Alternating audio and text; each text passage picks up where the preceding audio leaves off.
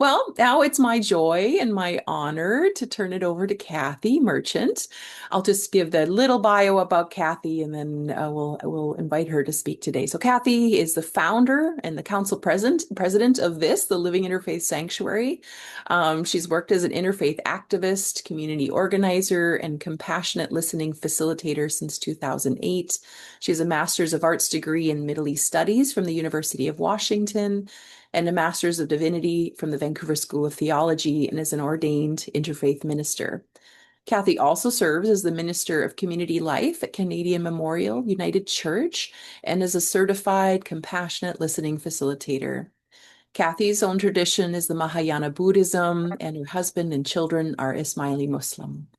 Cathy, it's always an honor. I'm happy to turn it over to you to lead us today and interfaith hats. Great. Thank you so much, friends. This is so fun. Wonderful to see you. So I said in the note I sent to Amy to send out, feel free to wear your favorite hat if you'd like. I'm wearing this silly hat. We have a bunch of Halloween costumes at our house, and the reason this is my favorite hat is because if you squeeze the little bulbs here, you can do this to the ears, which is quite fun. So this is my favorite hat. But I do have some other hats here that I will change into over the course of this, just for fun. And so I wanted to do this talk because I like speaking on interfaith stuff. And people periodically will ask about headgear in faith traditions. Usually they'll ask about Muslim women covering their hair and what the rules are about that, how that works, or sometimes about turbans in the Sikh tradition. And so this is kind of an interest of mine. I knew a little bit of this, but actually I did a lot more research. I kind of went on like a deep dive into headgear, which is actually super fun. And as I'd mentioned before, it was so fun that my son, he and I were discussing it, and he started drawing little pictures of some of the hats we were looking up. And so I have a presentation for us. So here, let me share that now. And let's see, hopefully you'll be able to see this. Here we go. So, and I was like, I can't just call this interfaith hats. That's too informal and silly, even though the topic is somewhat silly. So I gave it an overly academic sounding title, Wearing Different Hats, What Headgear Teaches Us About Different Faiths. So, but I feel like this is actually a little bit scholarly. So let's see how it goes. So the way I tend to give interfaith talks is I'll go through traditions in chronological order of when the faith sort of originated. So here, I have too many things on my screen. So we're going to start with the indigenous tradition and just go through some of the most common hats in different faiths. So here we go. So indigenous headgear. So here are three examples. You have the war bonnet or headdress, cedar hats, which you see out here in the Pacific Northwest, and cholos from South America. So a war bonnet or headdress, that's probably the most famous indigenous head covering. So these come from the Plains nations, which includes but is not limited to the Blackfoot, Cheyenne, Lakota, Plains Apache, Plains Cree, Plains Ojibwe, and Stony Nakota nations. So more or less all the nations that come from the plains in both Canada and the US have some version of this war bonnet, which you've seen. So it is traditionally worn by male leaders in these nations. And each feather that has been added, it's added after the wearer has performed some selfless act of honor or courage, or has done a specific act of service for the community. So it doesn't start out with all of these amazing feathers. They actually get added one by one as the person grows in their leadership over time. These are called war bonnets because they were often worn in battle, but now they're mostly used in ceremonies. And they carry tremendous spiritual and political importance in the community and can only be worn by those who've earned the right through formal recognition by their people. So even though it especially used to be common for folks to wear these just as Halloween costumes, that's actually quite disrespectful. So please don't wear these unless you've specifically been given one by a nation. So yes, so that's the headdress or war bonnet, which is a type of regalia. The second one that we see a lot of here in the Pacific Northwest are cedar hats. They're the traditional waterproof headgear of the Pacific Northwest nations. So these are handcrafted from the inner bark of the western red or yellow cedar trees, and they're woven into intricate patterns that can indicate the wearer's nation or rank within the nation. So the haida and tinglet hats usually have a wide, flat brim and a tall cylindrical crown. So they're somewhat taller. So I think this one's a Haida one because it's a little bit taller. Traditional Coast Salish hats actually have a more rounded dome and the crown, so it's a little bit rounder at the top. And the Nuu hats have an onion shape at the top and they narrow to a point. So they're like more rounded at the top, and then you'll see just a point. So that's a specific nation that has those kind of hats. It's also common for modern weavers today to weave more modern Western style of hats as well. So you might see cedar cowboy hats, cedar berets, or even top hats, like what our good friend Norm Leach wears. I know Doralee, Rachel, and I have often commented on his fabulous cedar top hat. And as far as I can tell, that's not indicating his status or specific nation. That's just a style because they've become more popular. And then also cholos. So cholos are common in South America. I wanted to say about cedar hats. So the reason they're so practical, so they're used for practical purposes. So not just by like the leaders, but by everybody. They're naturally waterproof as the cedar bark, and they protect the wearer from the sun and elements. So it makes sense that everybody would be wearing them, not just the leaders. And then cholos are traditional hats worn by indigenous folks in the Andes Mountains, down in like Peru and Bolivia, Argentina. They're made from alpaca, llama, or sheep's wool, and they include the ear flaps. So, just like I have here, this is the closest to a cholo. To keep the wearer warm in spite of cold temperatures. In addition, the ear flaps often come with strings that you can tie under your chin. So even in high winds, it'll stay on and you won't lose your hat. And according to the Peruvian historian Arturo Jiménez Borra, cholos originated from a cultural exchange between indigenous folks and Spaniards, where they incorporated some elements of the Spanish berets and the original hat of the Andes to make these more modern indigenous hats. So I found that quite interesting. So I'm going to change my hat now to a different silly hat. I have a few, I don't have 10 silly hats, but I have a few silly hats. So this is the second one I have. And we'll move on to the next tradition. Like I said, we have a lot of Halloween costumes in my house. So Hindu headgear. The first that we're looking at here is the pagri or the safa. So the pagri is a long, unstitched piece of cloth that someone wraps tightly around their head. It's also a type of turban, so it can be a turban. It's worn by both men and women, and is a powerful symbol of honor, respect, and social status in the Hindu tradition. So the way it's tied, its color and shape often depend on the region of India in which the wearer is from, the season, and the specific occasion. So this picture I have here of this white pagra is actually a safa. This is a special wedding pagri that the grooms wear. So these signify that the groom gets to be king for a day and is stepping into his new role as the protector of the family. So these are usually very bright and festive, or white and cream colored so that they match the groom's clothes, or often match the bride and her sari and what she's wearing. And the safa is often also decorated with jewelry on the front or a feather to make it look more regal. So you might see something like this that also has a big feather. So a little like what I have here, though not exactly a feather. My daughter just woke up and is looking at me like, what on earth are you doing? So it looks more regal. I'm giving a very important scholarly talk. Yes. So yes, the second picture here is the gungat. So the gungat is you can't take the phone away. You got to stay in this room. The gungat is a traditional veil or headscarf worn by some married women in India to cover their heads or faces. So this is usually formed by pulling the loose end of the sari or a long scarf called a dupatta over your head. So it's primarily a cultural practice of modesty, or sometimes within the family hierarchy, you'd wear one in the presence of elders or your in-laws as a sign of respect that you're covering yourself. Just to be clear, this isn't religiously sanctioned in Hinduism, but it is culturally very common, especially in northern India, including Rajasthan and Haryana.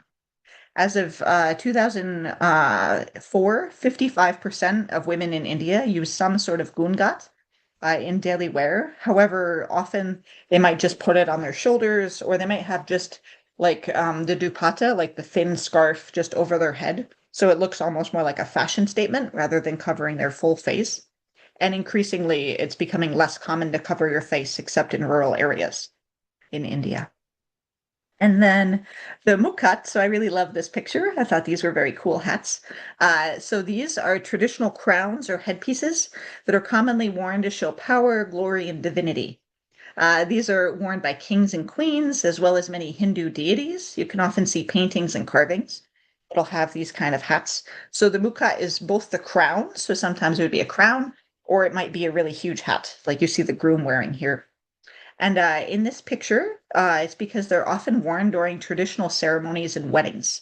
So, especially Bengali and Odia weddings, the bride will wear an ornate white headpiece like this. And then the groom will wear a taller cone-shaped one called a tupor. And these actually are, they're carved out of a plant stem, this like big milky white plant, and they actually come from that. And that's seen as very regal. And these symbolize good luck, prosperity, and the couple's divine union.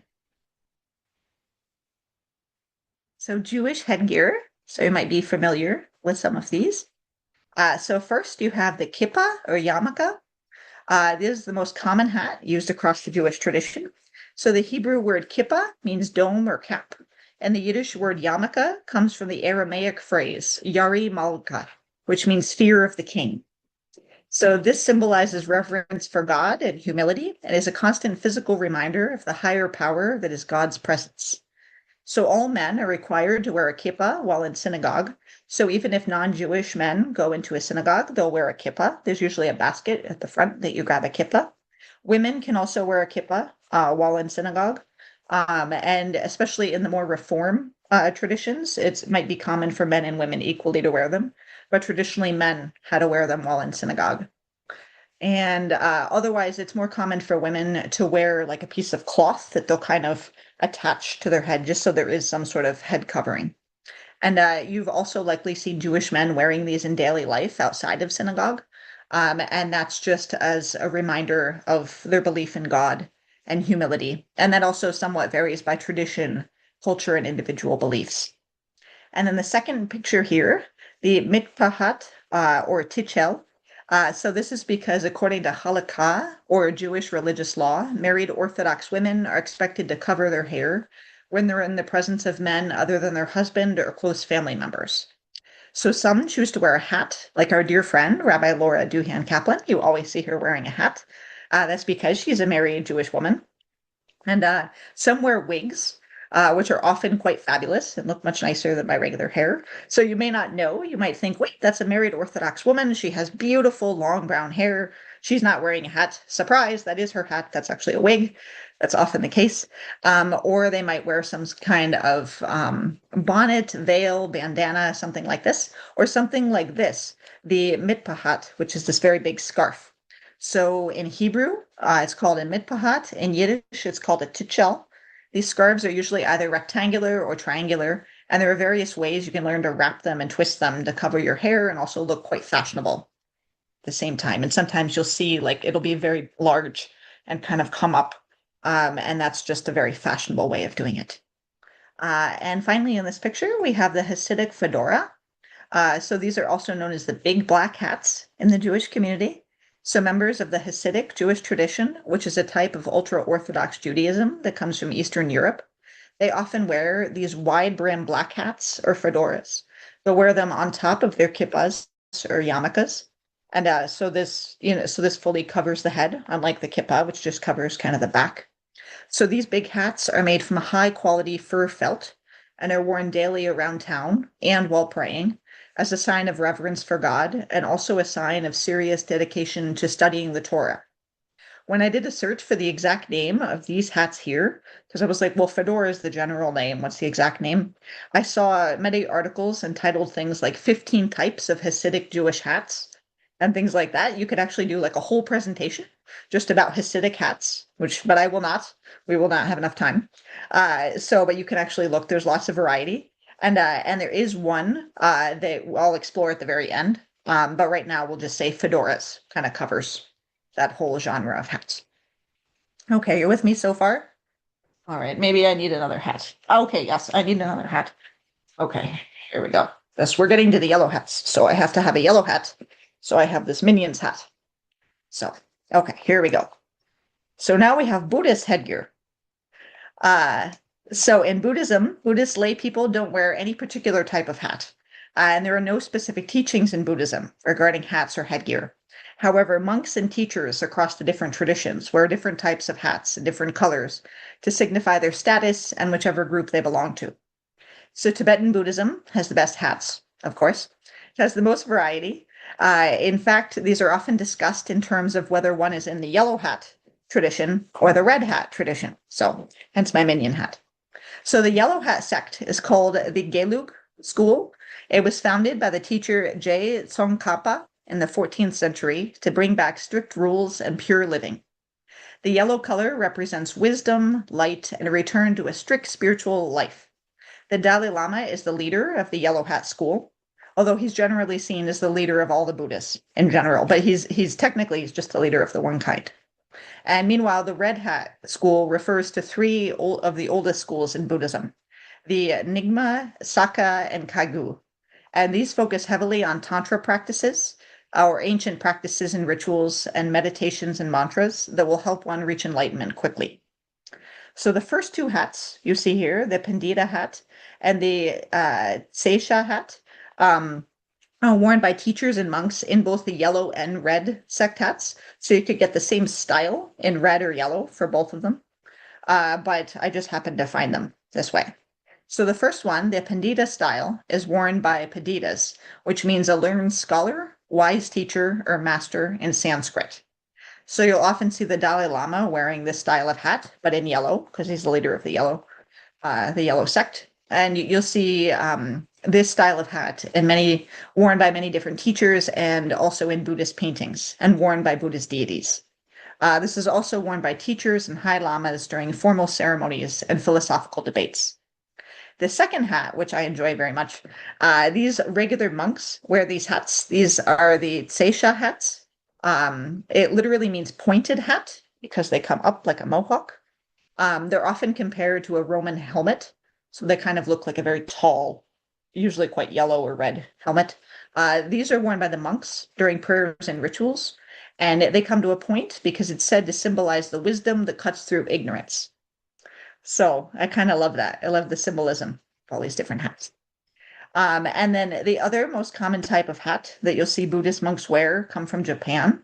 And that's the Taku Hatsugatsa. So this is a traditional Japanese bowl-shaped hat that's woven out of rice straw. Buddhist monks who are begging for food, which is a common practice to get food for monks in Japan, they'll wear this while begging to hide their faces. This helps them meditate without distraction and also a kind of humility, and then they don't feel embarrassed to be asking for food while they're meditating.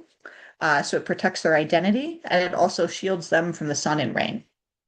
And there is another more elaborate version of these, which I'll visit at the end, which I quite enjoy.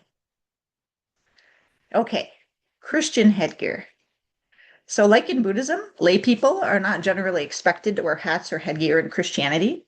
However, priests, monks, nuns, and leaders often do wear hats, some of which have become quite iconic. The most iconic Christian hat is the papal mitre, which you see Pope Leo wearing here during his inauguration. So the mitre is a Greek word originally meaning armor that later came to be used to refer to all headdresses worn during the time of Herodotus and Alexander the Great. So this mitre is the tall pointed hat you see here. It's separated into two halves at the top and has two hanging ribbons, which you can't really see, which go down the back. These represent the Pope's spiritual authority of the Old and New Testaments. So that's why there are two of them. And then the next most iconic Christian headgear, which also comes from the Catholic and Orthodox tradition, is the nun's habit. So the word habit comes from the Latin word habitus, meaning appearance or clothing, and not just something you do every day. So it might sound like it's a habit because you wear it all the time, but it's actually the appearance or clothing. And while most people are used to thinking of the habit as just the part that she would wear on her head to cover her hair, actually her whole outfit is the habit. So the head covering is just part of it. So the habit includes the head covering, the tunic that she wears all the way down, the kind of robe, and then the rope belt that she uses to tie around her waist. Also, while the most common colored habit is black in popular culture, there are actually lots of different colors depending on one's order.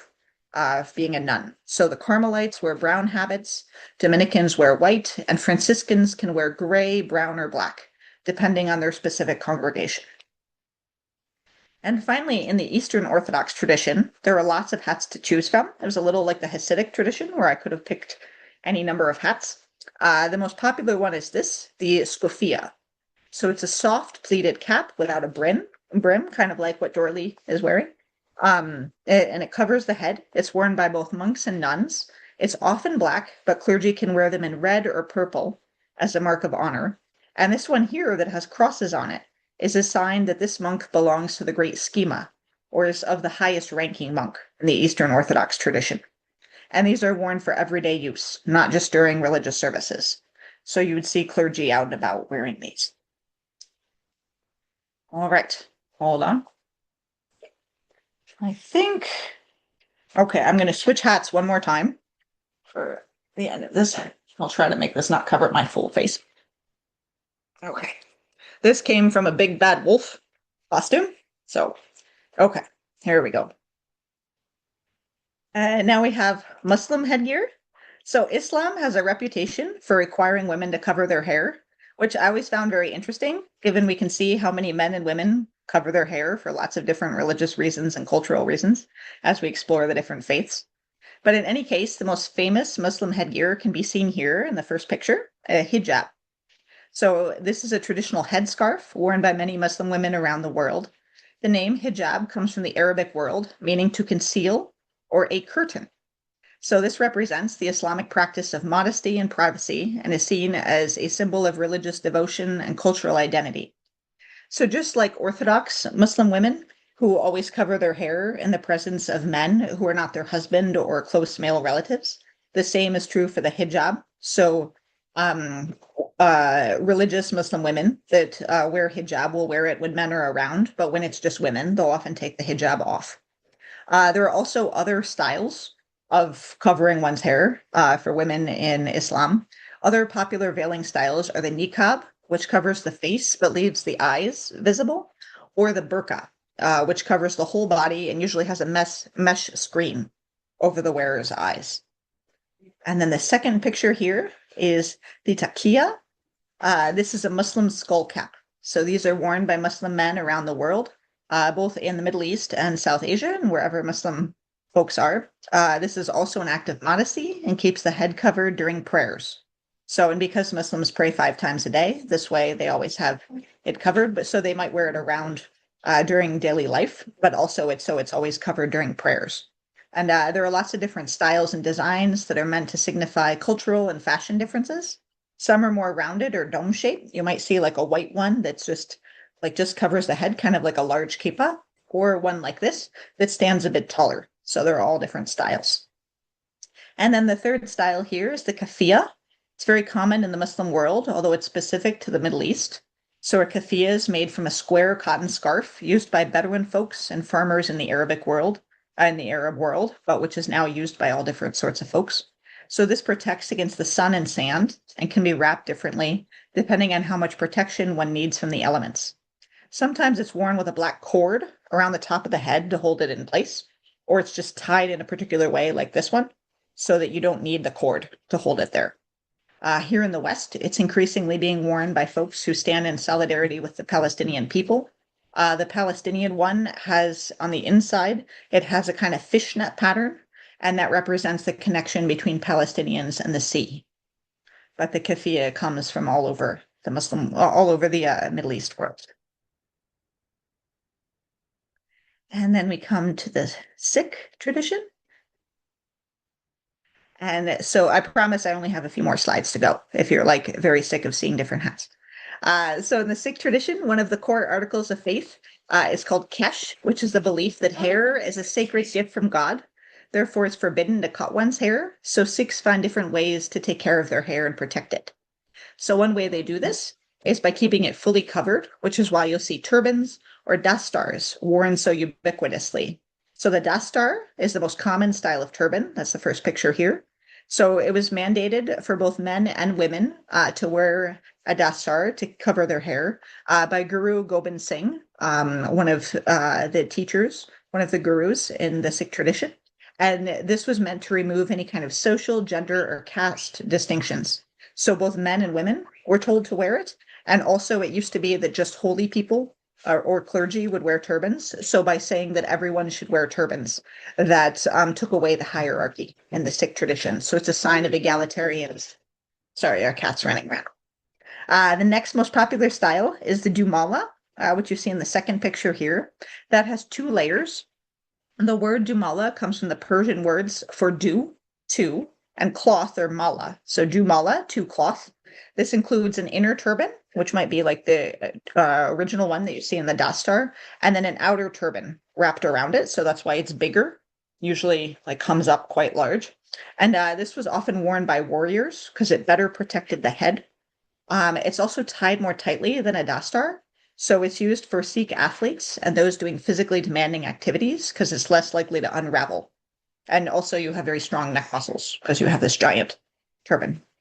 And then finally we have a patka, which is a smaller square piece of cloth that has 4 strings attached, which are used to tie and cover the hair. Usually there'll be this kind of bump in the front that you see. So lots of kids don't have very, very long hair yet. So the hair is kind of tied up like this, and you'll see the little bump. So the string is used to tie it there. And this style is usually worn by children or again athletes because it's easier to tie and keep on when you're doing different activities. And then finally, here, if I move this around, I have some honorable mentions of other hats that I found intriguing for one reason or another that I wanted to share. So the most ornate hat I found is the papal tiara. So this used to be the more common one for the Pope to wear. So it has the 3 sets going all the way up. It's quite heavy, apparently, and it has lots of gold and jewels in it. So you definitely don't want to lose that. And I think that's definitely heavier than the Dumala. It looks quite heavy. So a few popes ago, they stopped wearing this regularly because it was just very serious. So now they just have the other one that I think is a lot lighter. The fluffiest hat is the Stritemel. This is from another one of the Hasidic hats.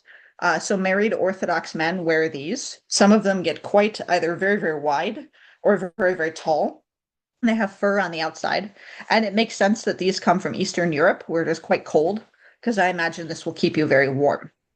And it's a sign that someone's married, and they would wear it in daily use. The tallest regular hat is the kula. So these are the ones that the Sufi whirling dervishes will wear. And it's a sign of being connected to the heavens. So that's why they're so tall. I looked, and the Baha'is don't have a particular hat, although the original Baha'i leaders, Baha'u'llah and the Bab and Shoghi Effendi, all wore the traditional fez. So if you think about like the red hat that you imagine like ancient Turkmen wear, which have a black cord at the top. So that fez, they wore those, but it was more of a cultural thing. And otherwise, there's no specific hat within the Baha'i community. And then the final hat that I have to show you, because I find it the least practical and most hilarious, is the Tengai hat that cover your full head. And they're sort of like an even more impractical burqa, where it's like a basket over your head, and then they have like there really is some mesh for you to see. I don't know how well you can see that. You can kind of see out of it. And Amar had lots of fun drawing these. And this is to fully protect one's identity. And they say let go of one's ego when you wear this hat. And this is a Japanese sect of Buddhism, of folks who wear these. So these are some hats. So I hope you enjoyed this, and maybe you even learned something, unless you were familiar with all these hats before. Thanks for listening.